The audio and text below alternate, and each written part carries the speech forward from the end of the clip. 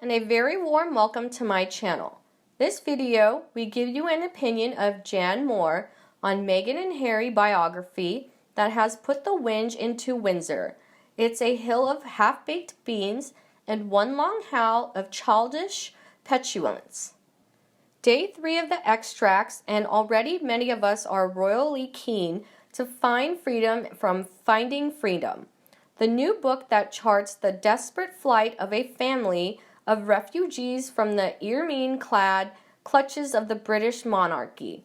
The suffering of the Duke and Duchess of Sussex, who have fled from a luxurious mansion in Windsor to seek sanctuary in a luxurious mansion in Hollywood via a luxurious mansion in Vancouver, is not for the faint-hearted. Over hundreds of tear-stained pages, authors Carolyn Duran and Omid Scobie chronicle the litany of cruelty and oppression that the Sussexes endured during their short-term membership of the royal family. Brace yourselves for bombshell revelations, such as the afternoon the Queen was too busy to see the Sussexes and they had to wait for an appointment like everyone else. On another occasion, the Duchess of Cambridge failed to give the Duchess of Sussex a lift to the shops. Elsewhere, Meghan once tried and failed to catch her sister-in-law's eye during a service at Westminster Abbey, and there was an unforgettable day when Harry was upset to see a disobliging reader's comment about himself on a newspaper website. If you have a peeled onion to hand, please feel free to wave it under your eyes as we turn to an incident back in the beginning, when Prince William fretted that his younger brother was rushing into things with his new girlfriend. Harry was furious when William advised him to get to know this girl first. Well, what's wrong with that? Everything, apparently. According to Finding Freedom, in those last two words, this girl, Harry heard the tone of snobbiness that was anathema to his approach to the world. Wait, what? Is it hard to see anything pejorative in these loving brotherly concerns, or fail to conclude that on the evidence so far, the Sussexes' grievances don't add up to a hill of half-baked beans? To be frank, when it comes to misery memoirs, Finding Freedom isn't exactly the triumph of the human spirit over adversity.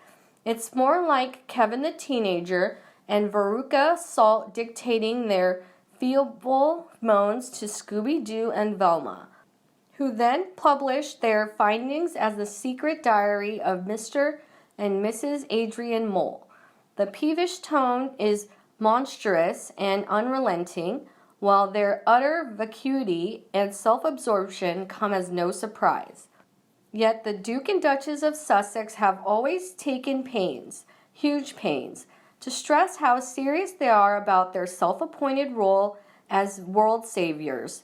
Not for them the ancient royal prerogative of gorging on peeled grapes while reclining on padded velvet. Oh dear me, no. From the get-go, they virtue signaled a philanthropic and campaigning agenda that they hoped would enrich the planet. They wanted to make a difference. They wanted to change the world. But most of all, they wanted to matter. Within royal cloisters or on the global stage, he was to be an at-home shrew, she a woman of substance. Together they would be a force for good, riding on bananas and so forth, insisting the populace should acknowledge the racist past of the Commonwealth. What? Or lecturing us on travel choices, to be or not to be, to private jet or not to private jet. These were the questions. But now we discover that behind the scenes, they weren't always lending their voices to those who could not be heard, because they were forever joined in harmony in one long howl of childish petulance, an endless grumble about lack of status and respect from within and without the House of Windsor. Here they carp, they grouse, they seem aggrieved that their needs and wants always seem to come second. Third and fourth to the Queens, the Cornwalls, and the disasterdly Cambridges. The couples feel belittled and overlooked, especially as they suspect they are the hot new stars in the cobwebbed royal orbit.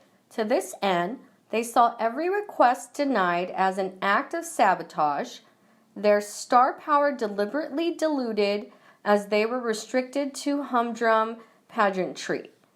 What did the pair of them want or expect? Top billing, it seems. What is remarkable is that Harry's whole life and entire upbringing have been devoted and calibrated to him being a prince. Surely he understands how it works. Surely he could have explained the system to his vexed new bride.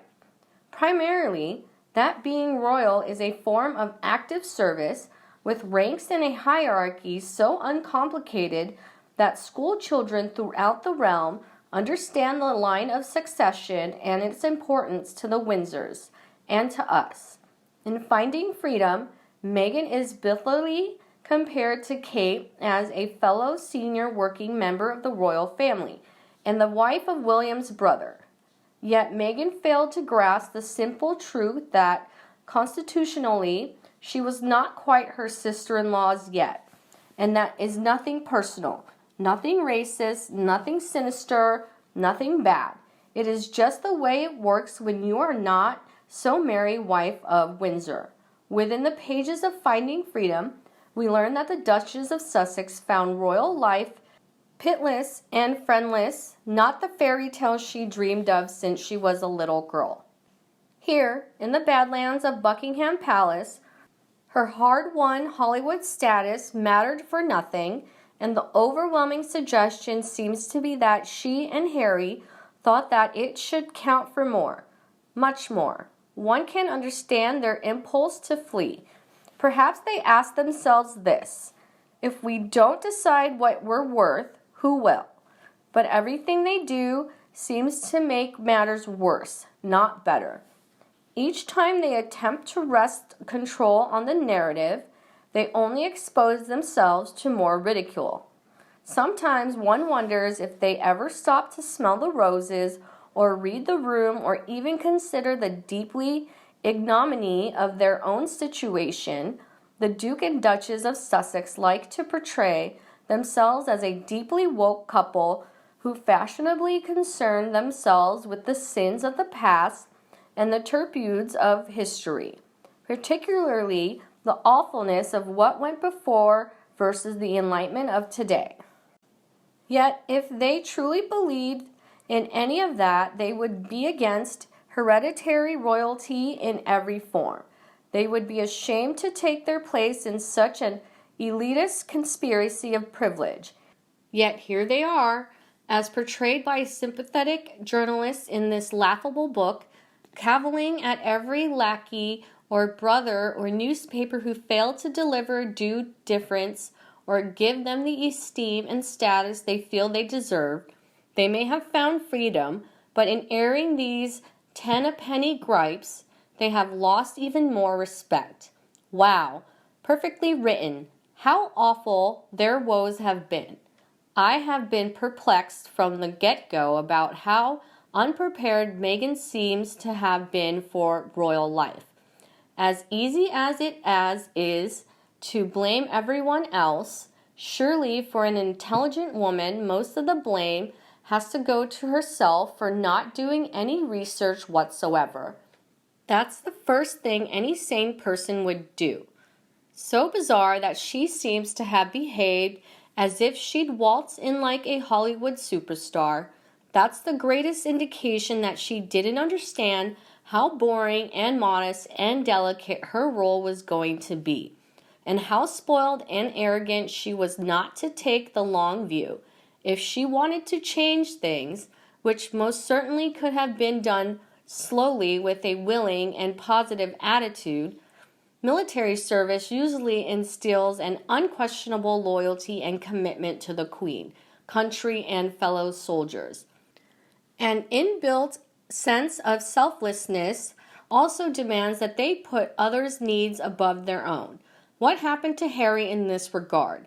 Did he not understand that as an ex-officer holding the Queen's commission, that this same duty still applied to him? Or was he just playing at soldiers and thinking that being a royal provides him with wealth, but no sense of duty? A very troubled, lost and insecure man who may not have ended up on the streets, but metaphorically, he is lost without the military ethos to guide him. And many fans also discussed this news. A fan wrote, "A pity Harry and Meghan didn't take their time to see how Earl and Countess of Wessex have coped with being less prominent royals, but none of the less real support of the sovereign while finding purpose in their charity work and children, as this vain ego about being royal superstars set to transform the planet is just delusional posturing." In my humble opinion, Harry and Meghan are at best immature. Harry knows the way the firm works.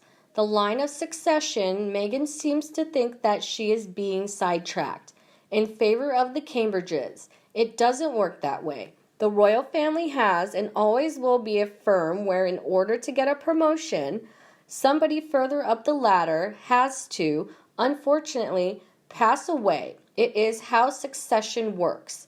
It is how Her Majesty Queen Elizabeth became queen. Her father passed away, she inherited the firm. Aside from the abdication of her uncle, Edward, that is, it has been the same bar, the odd invasion, William of Orange. Meghan is meant to be an educated person. Perhaps she should have taken the time to read through our monarchical history and learned a few things. This is the United Kingdom, not Disneyland. Yes, both have a palace. That is where the similarities end. And you, do you agree with me? Please let me know in the comments section below, and we discuss them together. Remember to like and share my video for anyone you think they also loved it. Also, subscribe to the Sussex Daily News channel to get more news from the royal family. Now have a nice day and see you tomorrow. Do you think this will be Meghan and Harry's most wrong decision to publish this royal gossip book? If so, they would never have the opportunity to return to the royal family. The Queen and the rest of the royal family would be very angry. I think they are stupid. I hope no one will read and boycott this book.